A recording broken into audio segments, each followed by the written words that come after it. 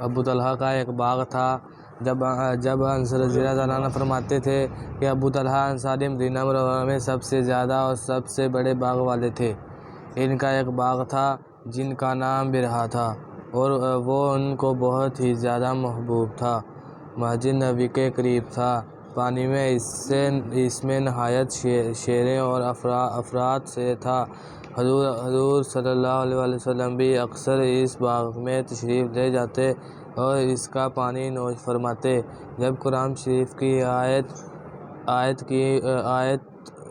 آیت کا ترجمہ تم نیکیوں کے حامل درجہ کو نہیں پہنچ سکے جب تک ایسی چیزوں سے خرچ نہ کرو گے جو تم کو پسند ہے نازل ہوئی، تو ابو طلحہ حضور صلی اللہ علیہ وسلم کی خدمت میں حاضر ہوئے اور عرض کیا کہ مجھے اپنا باغ برہا سب سے زیادہ محبوب ہے، اور اللہ تعالیٰ کا ارشاد ہے کہ محبوب مال اللہ کے راستے میں خرچ کرو، اس لیے وہ اللہ کے راستے میں دیتا ہو۔ آپ جیسا مناسب سمجھیں اس کے موافق اور اس کو خرچ فرما دیں۔ حضور صلی اللہ علیہ وسلم نے بہت زیادہ مسرت کا اظہار فرمایا اور فرمایا کہ بہت ہی عمدہ مال ہے، میں یہ مناسب سمجھتا ہوں کہ اس کو اپنے اہل قربت میں تقسیم کر دو۔ ابو طلحہ رضی اللہ عنہ نے اس کو اپنے رشتہ داروں میں تقسیم فرما دیا۔ ہم بھی اپنا کوئی محبوب ترین مال جائز کوئی ایک آدھا سن کر، قرآن پاک کی کوئی آیت پڑھ کر یا سن کر اس طرح بے دھڑک خیرات کر دیتے ہیں۔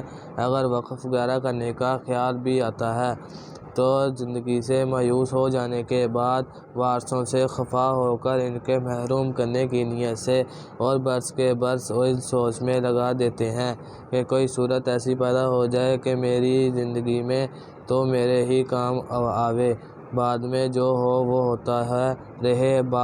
ہاں نام و نمود کی کوئی چیز ہو، بیاہ شادی کی تقریب ہو تو سوائے قریب سے ہی انکار نہیں۔ ابن مسعود نے حضور اقدس صلی اللہ علیہ وسلم کا اشعار نقل کیا ہے کہ جو شخص ایک حرف کتاب اللہ کا پڑھے، اس کے لیے اس حرف کے عوض ایک نیکی ہے، اور ایک نیکی کا اجر 10 نیکیوں کے برابر ملتا ہے۔ میں یہ نہیں کہتا کہ سارا الف لام میم ایک حرف ہے، بلکہ الف ایک حرف، لام ایک حرف، میم ایک حرف ہے۔ مقصود یہ ہے کہ جیسے جملہ اعمال میں پورا عمل ایک شمار کیا جاتا ہے، کلام پاک میں ایسے نہیں بلکہ اجزاء عمل بھی پورے عمل شمار کیے جاتے ہیں۔ اس لیے تلاوت کلام پاک کے ہر حرف ایک نیکی شمار کی جاتی ہے، اور ہر نیکی کا حق تعالیٰ شانہ کی طرف سے جو شخص ایک نیکی لاوے اس کو 10 نیکیوں کے بقدر اجر ملتا ہے۔